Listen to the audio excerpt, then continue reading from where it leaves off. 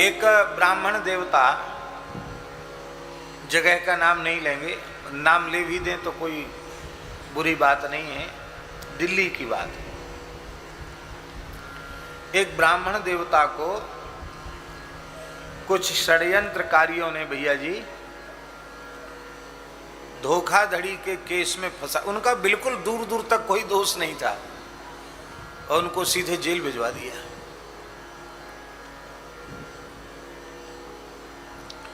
अच्छा काम कर रहे थे बेचारे, मरीजों का परोपकार का काम, और बड़े बड़े लोग सम्मिलित थे उसमें।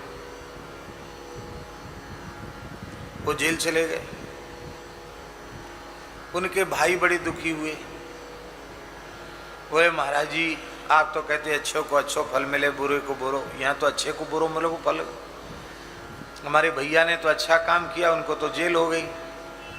दूर से दूर तक उनका कोई दोष नहीं है। हमने कहा देखो, दोष एक जन्म का नहीं होता है, कर्म का परिणाम एक जन्म का नहीं होता, जन्मांतरी भी होता है। इस जन्म में दोष नहीं हो सकता, किसी जन्म का दोष हो, इस रूप में उसका भुगतान हो रहा हो। मन में धैर्य रखो। पर दोष नहीं है तो गो नवरात्रि का समय था, बोले महाराज कोई अनुष्ठान बताओ।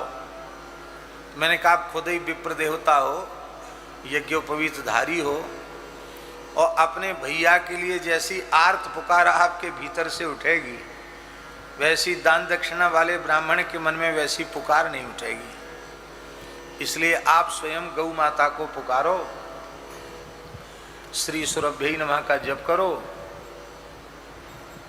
और ठाकुर जी कृपा करेंगे। आश्चर्यजनक घटना घटी।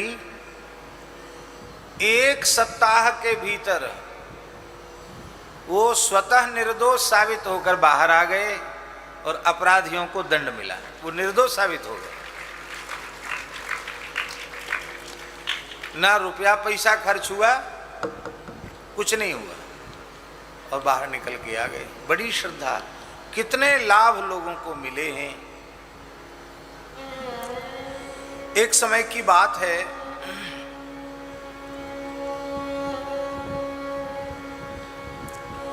ये भी देवी भागवत की ही गो महिमा की कथा है, वाराह कल्प की कथा है। एक बार देवराज इंद्र ने और देवलोक निवासी देवताओं ने सुरभि का आदर नहीं किया। बलहारी जी महाराज के यहां से पधारे तो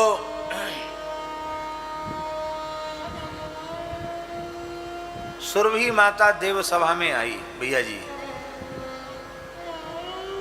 और गैया है कोई बात नहीं, आई तो आई, खड़ी है तो खड़ी है। इंद्र ने उठकर गौ माता का आदर नहीं किया, देवताओं ने उठकर आदर नहीं किया, सुरभि अंतर्धान हो गई। अपने से बड़े आवे तो उनका अभ्युत्थान पूर्वक स्वागत करना चाहिए।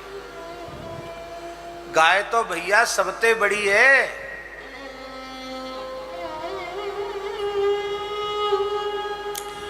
जब ठाकुर जी की आराध्या उपास्या गाय है, ठाकुर जी अपनी भी आराध्या उपास्या गाय को मानते हैं, तो कौन ऐसा है जो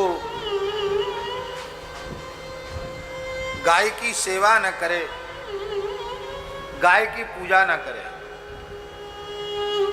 गाय सबके लिए वंदनीय है, सबके लिए आराध्या उपास्या है गाय।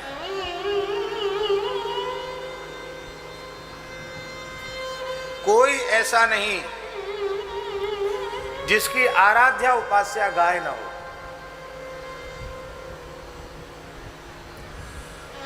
सबकी आराध्या उपास्या गाय। शास्त्रों में लिखा है कि जब कोई श्रेष्ठ पुरुष आते हैं तो उस समय व्यक्ति के प्राणों का उत्क्रमण होता है। प्राण जो है, हृदय प्राण, हृदय में प्राण है। तो कोई महत्पुरुष जब आते हैं तो हमारे प्राण ऊपर की ओर उठते हैं।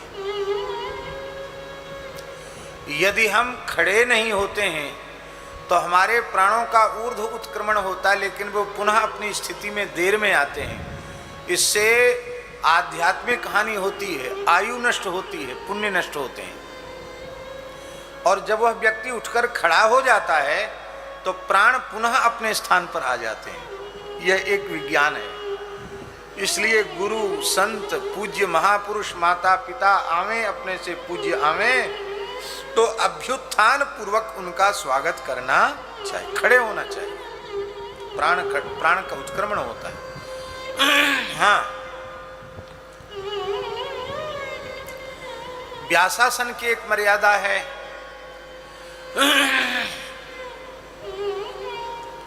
कि जितनी देर भगवत चर्चा कोई महानुभाव कर रहे हैं तब तक उनके लिए निर्देश है कि वे तब तक बैठे रहें, वे खड़े न हों।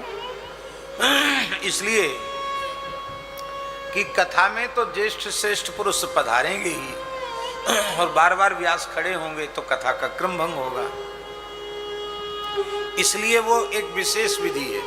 बाकी सामान्य में खड़े होना चाहिए। अब हम अपनी बात कहें। परम पूज्य बाबा महाराज के आने के बाद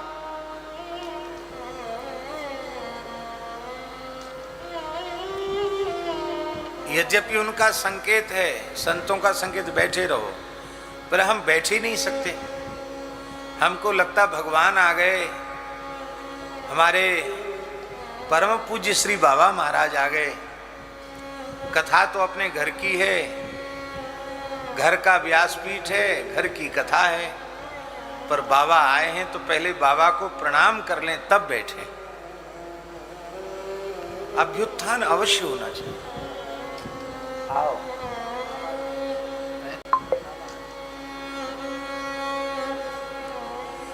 तो अभ्युत्थान पूर्वक ही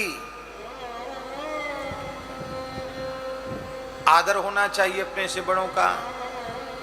और सुरभि गाय आई और देवता बैठे के बैठे रह गए। सुरभि गऊ ने समझा कि ये देवता अभिमानी हो गए हैं, इनके अहंकार को थोड़ा कम करना चाहिए। और सुरभि गाय देव सभा में खड़े खड़े अंतर्धान हो गए।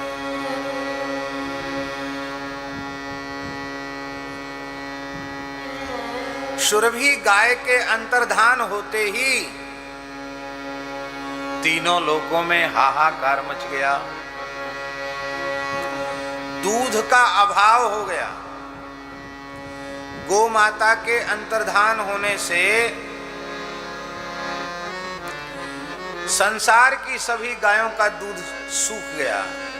और गायों का दूध ही नहीं सूखा, दूध देने वाले जितने प्राणी थे सब में तो वहीं से दूध आ रहा है, सबका दूध सूख गया।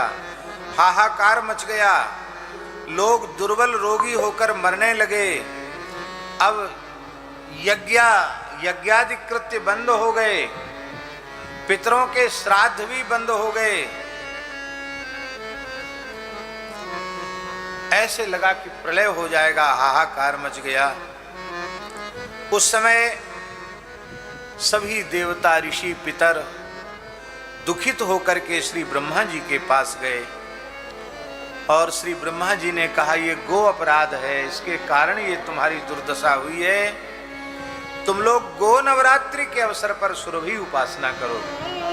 तब देवताओं ने ओम सुरभ्यै नमः इस मंत्र का जप किया, सुरभि की उपासना की। देवी भागवत के 9वें स्कंध के 49वें अध्याय में 24वें श्लोक से लेकर 27वें श्लोक तक गो माता की जय गो माता जय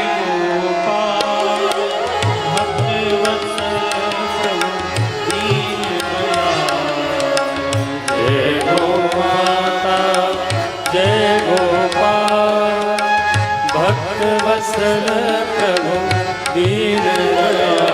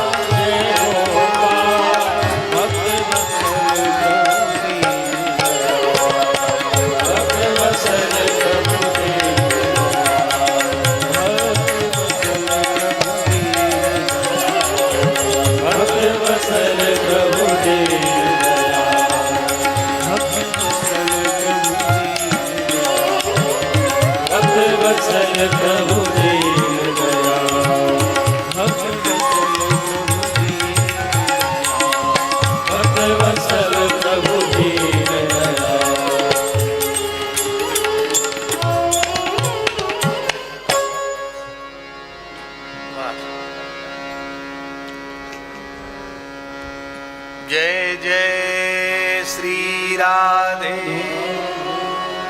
जय जय श्री राधे, जय जय श्री राधे। हम लोग बड़े भाग्यशाली हैं कि ब्रजमंडल की विशिष्टतम विभूति परम पूज्य श्री बाबा महाराज का मंगलमय दर्शन और उनकी सन्निधि हम सब लोगों को प्राप्त हो रही है। आज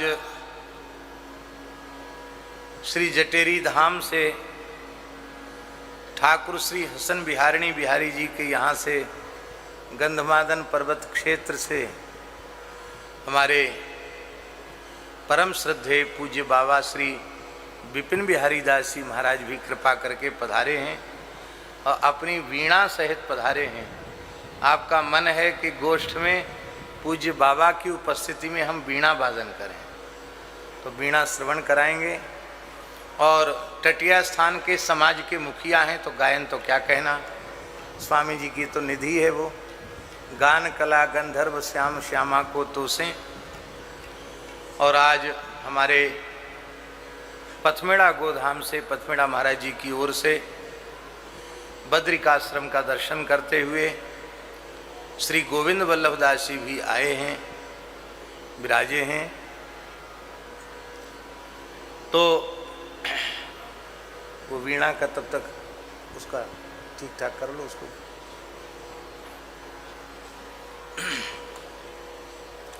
हम निवेदन कर रहे थे, सुरभि माता के अवतरण प्रसंग की चर्चा कर रहे थे। कल हम लोगों ने उत्सव मनाया, तो एक प्रसंग और निवेदन किया जा रहा था, उसको पूरा करें फिर आगे बढ़ेंगे।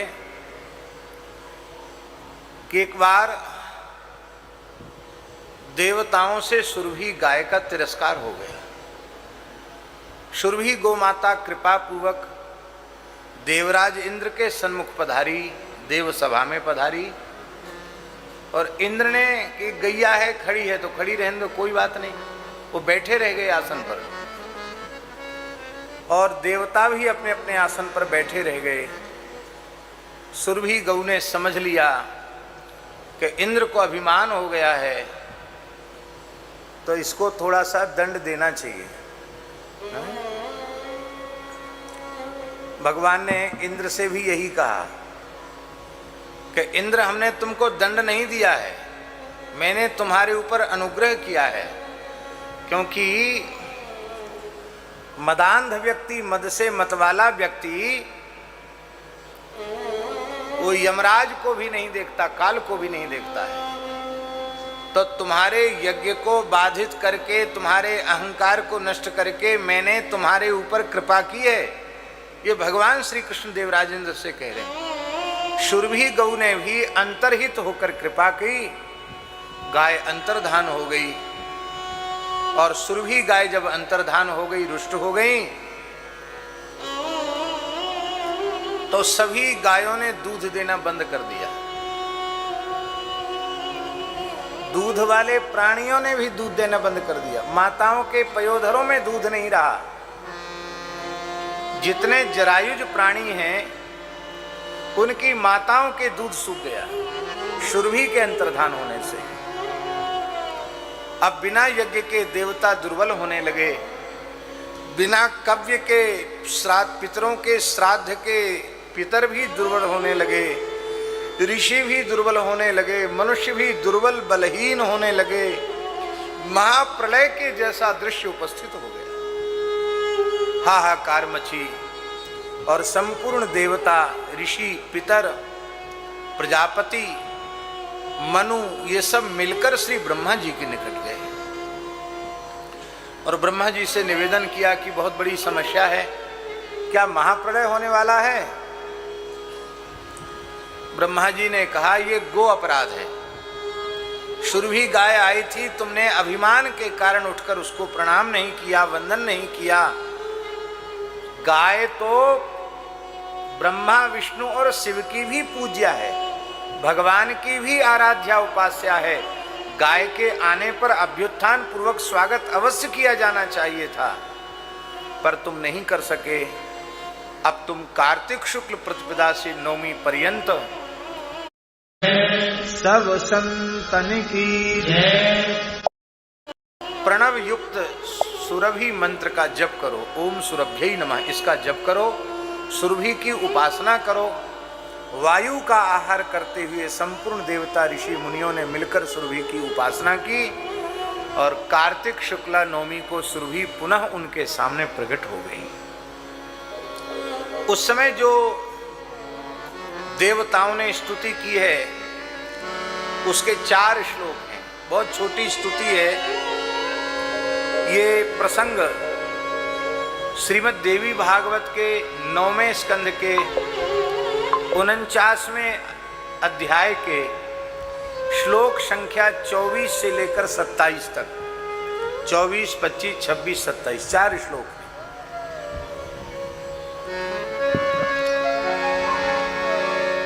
इस 4 श्लोक वाली स्तुति की फलश्रुति बहुत अच्छी लिखी है। ब्रह्मा जी ने कहा कि इन 4 श्लोकों से जो गौ माता का पूजन करेंगे, इसका नित्य पाठ करेंगे, वे गोधन से संपन्न हो जाएंगे, उनके गाय खूब बढ़ जाएंगी, धन धान्य युक्त हो जाएंगे, वे लोग यशस्वी पुत्रवान होंगे और अंत में सारे सुख भोग कर नित्य गोलोक को प्राप्त करेंगे। ऐसा ब्रह्मा जी ने वर दिया। हमारा मन है कि इन 4 श्लोकों का उच्चारण आप सब अवश्य करें। नमो देव्यै महादेव्यै, नमो देवी महादेव्यै, सुरभ्यै च नमो नमः, सुरभ्यै च नमो नमः, गवां बीजस्वरूपायै, गवां बीजस्वरूपायै, नमस्ते जगदम्बिके, नमस्ते जगदम्बिके। आगे का श्लोक बाबा बहुत सुंदर है। देवता कह रहे हैं नमो राधा प्रियायै च, नमो राधा प्रियायै च, आप राधा रानी को अत्यंत प्रिय हैं, आप राधा की बहुत प्रिय हैं। नमो राधा प्रियायै च, नमो राधा प्रियायै च, पद्मांशायै नमो नमः, पद्माशायै नमो नमः, नमः कृष्ण प्रियायै च, नमः कृष्ण प्रियायै च, गवां मात्रे नमो नमः, गवां मात्रे नमो नमः। आप राधा रानी की भी अत्यंत प्रिय हैं, आप साक्षात लक्ष्मी स्वरूपा हैं, आप श्री कृष्ण को भी अत्यंत प्रिय हैं। ऐसी हे गो माता आपको प्रणाम है।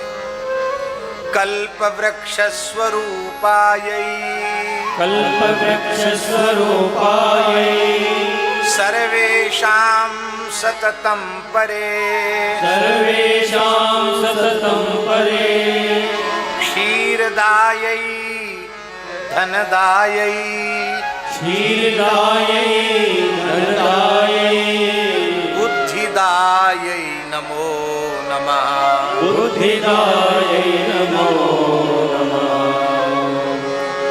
स्वर्ग में कल्प वृक्ष के पास जाने की जरूरत नहीं है। जिस भाग्यशाली मनुष्य के पास एक वेद लक्षणा गाय है, मानो उसके पास चलता फिरता कल्प वृक्ष है। जो चाहो सो गो माता से मिल जाएगा। ये क्षीरदा हैं, दूध देने वाली हैं, धनदा हैं, और बुद्धिदायै नमो नमः, बुद्धिदायै नमो नमः, बुद्धि को देने वाली, ज्ञान को देने वाली।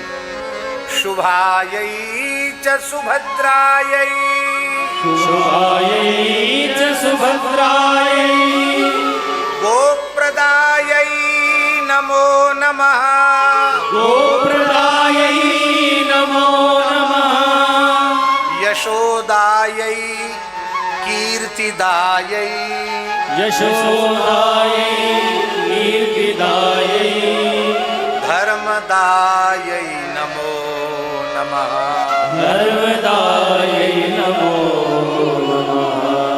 ठाकुर जी की मैया को नाम आए गए और राधा रानी की मैया को नाम आए गए। यशोदायै कीर्तिदायै, यशोदायै कीर्तिदायै, धर्मदायै नमो नमः। धर्मदायै नमो नमः। हमारा जो गौ सेवा बहुत बढ़िया तरीके से संभाल रहे हैं, गौ माता ने जिन्हें अपने प्रधान गोप सेवक के रूप में स्वीकार किया है, महंत श्री ब्रज शरण बाबा, उनसे हमारा आग्रह है कि ये जो 4 श्लोक हैं उनको जगह जगह माता जी गोष्ठ में लिखवा दिया जाए, जो आने जाने वाले लोगों की दृष्टि उस पर पड़े। बहुत छोटा स्तोत्र है और ये छोटे छोटे बालक ये 4 श्लोक याद कर सकते हैं, तो नित्य कम से कम आरती के समय इन 4 श्लोकों का पाठ हो जाए, आनंद हो जाएगा। बोलो गौ माता की जय।